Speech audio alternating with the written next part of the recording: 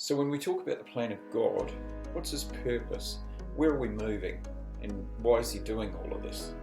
We've looked at the prophet Daniel, and he had a quote: "In the days of those kings, the God of heaven will set up a kingdom that shall never be destroyed, nor shall that kingdom be left to another people. It will break in pieces all those kingdoms," that's the ones from before, "and it will bring them to an end.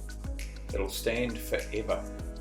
So this tells us a bunch of things about God's plan for the world, God's plan for you. Firstly, it tells us that God has set a time to finish this plan. It's not something which is ongoing, as in started in Daniel's time, but it's going to be completed in the future.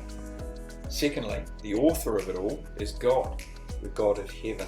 Thirdly, it tells us that there's a coming kingdom, and that means that there's a coming king. And fourthly, it tells us that it's going to last forever. It's going to be eternal. In that same chapter, we read about another king, and actually he's one of the kings that makes up this prophecy.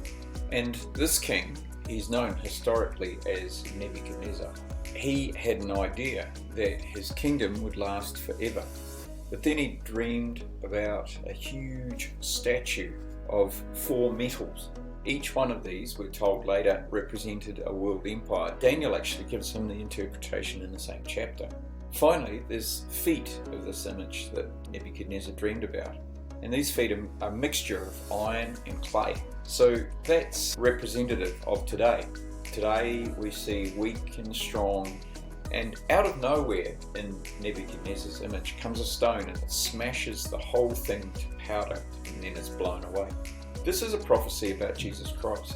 He's coming back to overturn political and social, economic mess of today by setting up a kingdom. You can be on the right side of this future, and you can join in this purpose, this plan of God.